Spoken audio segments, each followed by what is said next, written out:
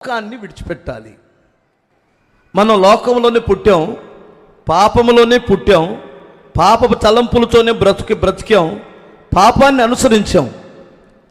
ప్రభు కోరుకునేది ఏమిటంటే, నువ్వు లోకముతోనూ ఇటు నాతోనూ ఉండి నన్ను వెంబడించడం కుదరదు. నీకు నీ స్వస్థలం, అబ్రహాము ఎలాగూ స్వస్థలాన్ని విడిచిపెట్టాడో నువ్వు లోకమును విడిచిపెట్టాలి.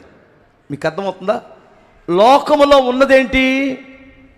శరీరాశ, నేత్రాశ, జీవపు డంబం.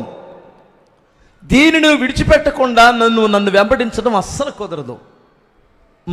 లోక స్నేహము దేవునితో వైరమని మీరు ఎరగరా? లోక స్నేహము దేవునితో వైరమని మీరు ఎరగరా అంటాడు. లోక స్నేహం అంటే ఏమిటి? వాళ్ళతో కలిసి భోజనం చేయడం లోక స్నేహమా? వాళ్ళతో కలిసి ఉద్యోగం చేయడం లోక స్నేహమా? వాళ్ళతో కలిసి వ్యాపారం చేయడం లోక స్నేహమా? కాదు. లోక స్నేహము అంటే వాళ్ళతో కలిసి మందు తాగడం, వాళ్ళతో కలిసి పేకాటాడడం, వాళ్ళతో కలిసి అక్రమ సంబంధాల్లో ఉండడం, వారితో కలిసి నీచమైన కార్యకలాపాలలో పాల్గొనడం, అది లోక స్నేహం అంటే. అలా కాకుండా మన క్రైస్తవం వరకు తాగొచ్చన్నా? మేధావులు ఉంటారు ఇక్కడ. వాడు అలాంటి పాపములో ఉంటే వాడు క్రైస్తవుడు ఎలా అవుతాడు? అంటే వేరై, లోకమునకు వేరై బ్రతకమని బైబిల్ చెబుతుంది. మూర్ఖులకు ఈ తరముకు వేరై రక్షింపబడండి. ఇంతకుముందు నీకు కుల ఫీలింగ్ ఉండేది, దయచేసి దాన్ని విడిచిపెట్టండి. ఒకవేళ మీ బంధువులు, మీ కులస్తులు ఎవరైనా రక్షింపబడాలంటే అభిమానము చూపించండే తప్ప దురభిమానముతో వారిని మీరు పిచ్చి వేషాలు వేయకండి. ఆ అభిమానమైన దేనికంటే అర్థం, నువ్వు ఆ కులములో పుట్టావని కాదు. అయ్యో, ఈ అభిమానముతో వారిని సువార్త, నీ మాట, నువ్వు చెప్పే సువార్త వింటారు గనక ఆ అభిమానముతో వారిని రక్షించుకోవడానికి ప్రయత్నం చెయ్యండి. దురాభిమానముతో నీ పక్క కులస్తుడిని ద్వేషిస్తూ నీ కులముతో భుజాల మీద చేతులు వేసుకొని తిరగడం అది లోక స్నేహమే. నీ పక్కన ఒకడు ఏరే కులస్తుడుంటే అతని భుజం మీద కూడా చెయ్యి, నీ వాడి భుజం మీద కూడా చెయ్యి. అర్థమవుతుందా మీకు? దురాభిమానం ఉంటే ఖచ్చితంగా దుష్టుడు నిన్ను వాడుకుంటాడు అని అర్థం. నా బాధ ఎంతమందికి అర్థమవుతుందో? లోక స్నేహము దేవునితో వైరమని మీరు ఎరగరా? లోకం మనుషులని, ఒక స్త్రీలే ఉన్నారు, లోకం ఆకర్షించేటట్లు వారు ప్రవర్తిస్తున్నారు. నువ్వు లోకాన్ని ఆకర్షించేటట్టు నీ డ్రెస్సులు ఉండకూడదు. లోకాన్ని ఆకర్షించేటట్లు నీ యొక్క వేషధారణ ఉండకూడదు.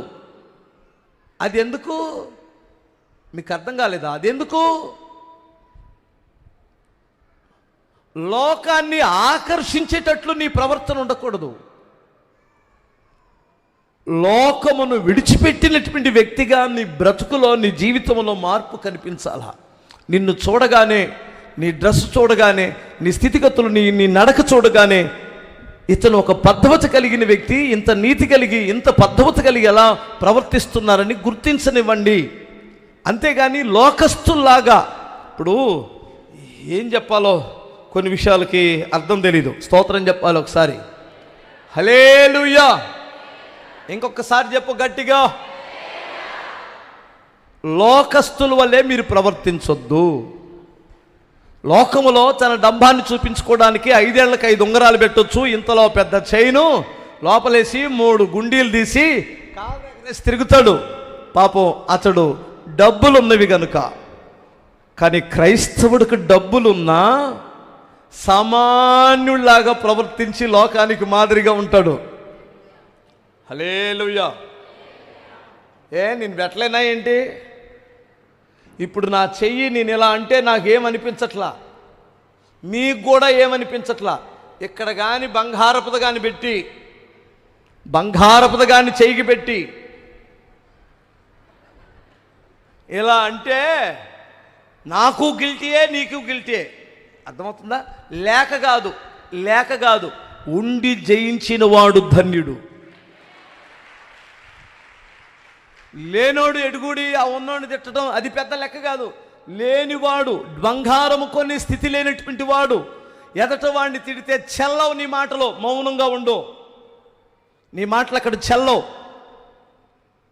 నీకు 2 లక్షలు 3 లక్షలు చిట్టి పాడేవే, డబ్బులు ఇంట్లో ఉన్నాయే, అప్పులు గిప్పులేమి లేకుండా, అప్పుడు నీ మాట చెల్లుతుంది.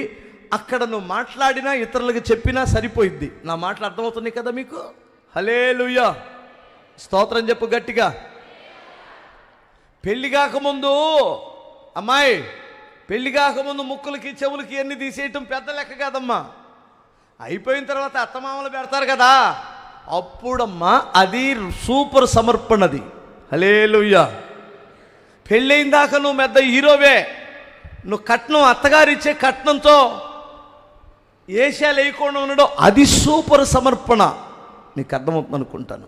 అంటే నేను ఎందుకు ఈ విషయాలు చెబుతున్నానంటే, నువ్వు ఫస్ట్ లోకాన్ని విడిచిపెట్టు, అప్పుడు లోకములో ఉన్నవాడికి చెప్పు ఇది తప్పయ్యా అని. అప్పుడు వారు నీ మాటకు విలువిస్తారు. అదే అబ్రహాము చేసిన పని.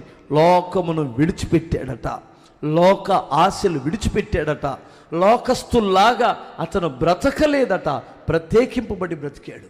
అలాగ నువ్వు ఉండాలి. హల్లెలూయా.